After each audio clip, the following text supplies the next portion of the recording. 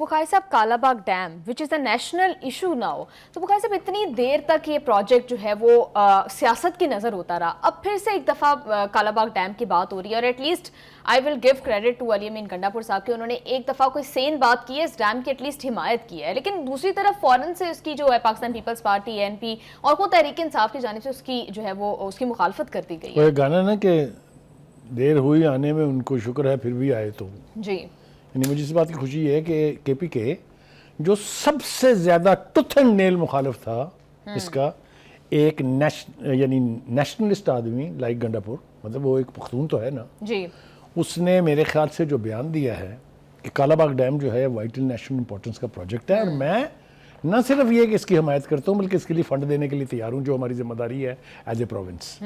I think this is a national service. बनेगा कि नहीं बनेगा तो ये तो अभी भी बहुत बड़ा सवालिया निशान है, लेकिन उसका ये बयान जो है इसने पता नहीं कितने गुनाह माफ़ करवा दिए हैं गंडापुर के, to be honestly as far as Salim Bukhari is concerned. जी, ठीक है जी। लेकिन वो दूसरी बात है कि उसकी अपनी पार्टी जो है उसको ऑन नहीं कर रही। वो असद कासर साहब जो है वो पता नहीं क्या चीज़ हैं, वो फरमाते हैं कि जी ये तो उनकी ज़ाती राय है, पार्टी की पॉलिसी नहीं है।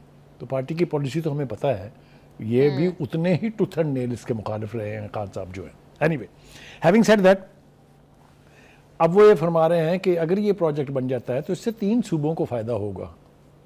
पंजाब को तो होगा ही क्योंकि उसने यहाँ से गुजरना है, सिंध को होगा, KPK को होगा। ये KPK और सिंध ये 2 मुखालिफ हैं जो इसकी मुखालफत करते रहे हैं। मुखालफत के लिए इंटरनेशनल तौर पे लॉबीज़ ने यहाँ काम किया। मैं अगर आपको नक्शा खींचूं कि वहाँ कितना काम हो चुका था और कितना हो रहा था तो आप यकीन नहीं करेंगे। अभी भी आप वहाँ जाएं, उस साइट के ऊपर कॉलोनीज़ की कॉलोनीज़ बनी हुई हैं जिनमें वो काम करने वाले लोग रहते थे। हैवी मशीनरी पड़ी पड़ी जंक हो गई है वहाँ इन लोगों की इस हरकत की वजह से। लेकिन वो कहते हैं ना कि हर दौर में कोई ना कोई मर्द मोमन होता है जो वो बात करता है जो किसी में जुर्रत नहीं होती। शमशुल मुल्क ये 24वें चीफ मिनिस्टर थे जी परवेज़ मुशर्रफ के दौर में जी, और ये वापडा के चेयरमैन रहे हैं जी, और ये chairperson of board of governors of sustainable development policy institute रहे हैं। ये तीनों बड़ी वाइटल इंपॉर्टेंस के वो हैं, और ये प्रोफेशन के एतबार से इंजीनियर हैं। इन्होंने कहा मैं एक पख्तून की हैसियत से कहता हूँ कि इससे ज़्यादा वाइटल इंपॉर्टेंस और बेनिफिट का कोई प्रोजेक्ट KPK में आज तक नहीं लगा। उन्हें जवाब में जो लॉबिस्ट थे उनके और जिन पार्टियों की वो लॉबी कर रहे थे, उनका ये तो अगर डैम को खुदा न खास्ता कुछ हुआ या ये बना और पानी आया पीछे से तो मानसरा डूब जाएगा। उन लोगों को आज डूब मरना चाहिए कि डैम तो नहीं बना, मानसरा फिर डूबा है जी, नौशहरा। लिहाजा उस वक्त के इंजीनियर्स ने 15 फुट डैम की ऊंचाई नीचे कर दी, लेकिन फिर भी उन्होंने कहा ये हमारी लाशों पर बनेगा।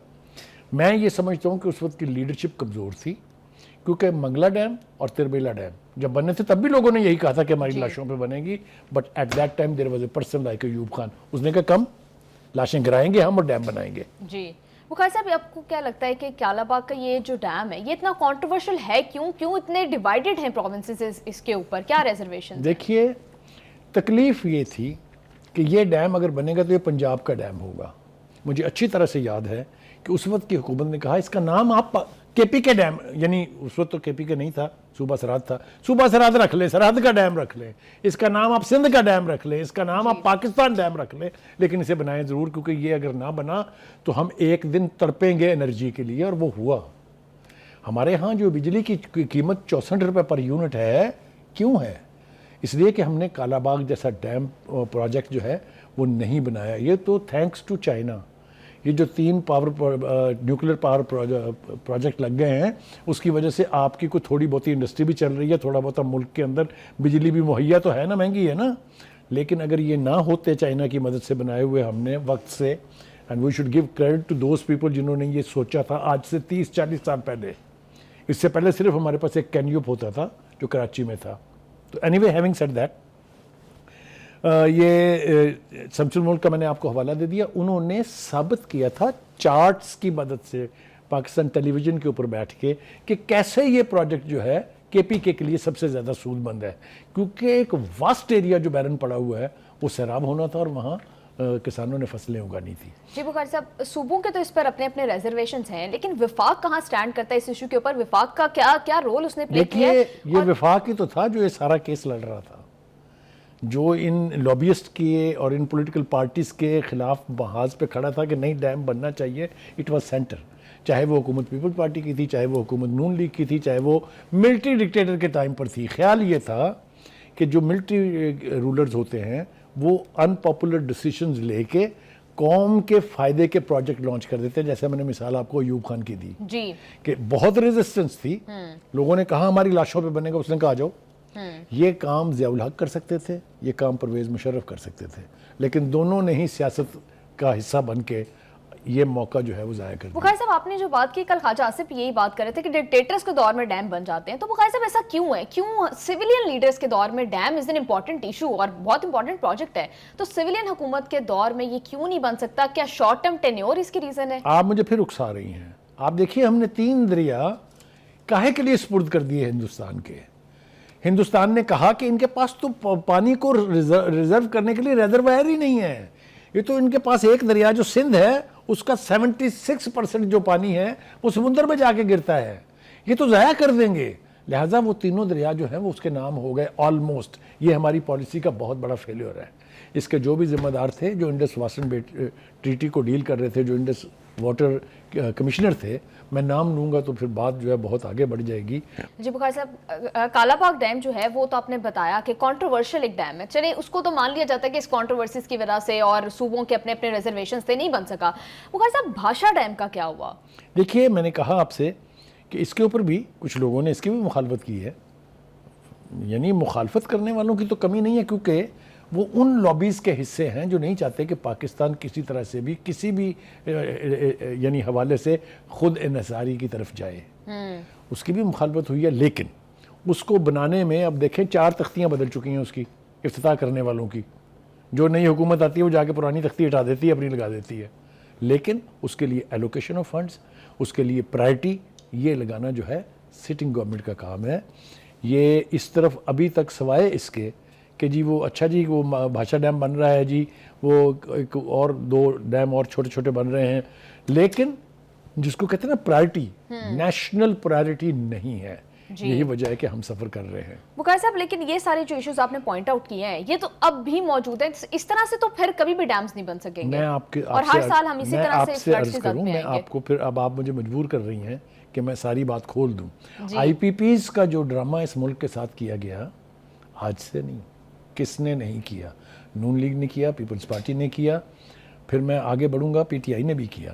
کہنے کا مطلب یہ ہے کہ پی پی آئی، یہ آر پی پیز اور I P Ps are international power projects اور R P Ps are resident power project. اس میں کتنا کھلواڑ ہوا ہے، اربوں نہیں خربوں کی کرپشن اس کے اندر ہوئی ہے. پاکستان کو ڈیم نہ بنانے دینے کے لیے اگینسٹ لابی کے طور پر، پاکستان کو محروم کرنے کے طور پر، ہندوستان کو فائدہ پہنچانے کے طور پر، نیم اٹ. جو کچھ بھی غیر ملکیوں کا مفاد تھا اس کو ہم نے مد نظر رکھا، اس کو سرو کیا، اور نیشنل وائٹل امپورٹنس کے پروجیکٹس کو نہیں بننے دیا. یہ ایک خوفناک کام ہے. اب میں جانے نہیں دوں گا، ابھی تو بہت کچھ باقی ہے. دیکھیے ٹائم بہت شارٹ ہے، I have to go to one break. چلیے پھر اب گنڈا پور صاحب کی مزید بات ہو جائے. ایک تو یہ کہ انہوں نے گورنر کنڈی کو دھمکی دی ہے کہ میں آپ کو نکال دوں گا کیونکہ یہ گورنر ہاؤس جس میں آپ بیٹھے ہیں یہ تو ہمارا ہے.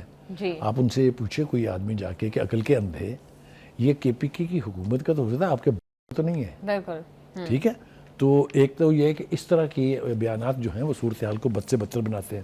پھر جناب علی احمد گنڈا پور صاحب نے جناب he has taken a charge on مولانا فضل الرحمان. جی جو باتیں انہوں نے کر دی ہیں، میرا نہیں خیال کہ اس سے پہلے کسی نے مولانا فضل الرحمان کے بارے میں اس قسم کی گفتگو کی ہو. وہ کہتے ہیں مولانا کلمہ حق پڑھنے پر راضی ہو گئے تو ویلکم کروں گا، مگر میں جانتا ہوں وہ کلمہ حق نہیں پڑھیں گے. It's a very strong statement. Maulana Fazlur الرحمان نے 26ویں آئینی ترمیم میں ووٹ دینے کے پیسے لیے. کیٹیگورک اسٹیٹمنٹ ہے. ہماری پارٹی نے مولانا کے پیچھے نمازیں پڑھی مگر مولانا نے حکومت کا ساتھ دیا. عورت کی حکمرانی کو حرام کہنے والا ڈیزل کے پرمٹ پہ بک گیا. آپ یہ اندازہ کریں کس قسم کی ایلیگیشنز انہوں نے لگائی ہیں. انتظار کریں, میرا خیال ہے مولانا کی طرف سے جواب آئے گا جی اس کا. بخاری صاحب, sorry to interrupt you, programme میں شامل کریں گے ایک short break, stay with us.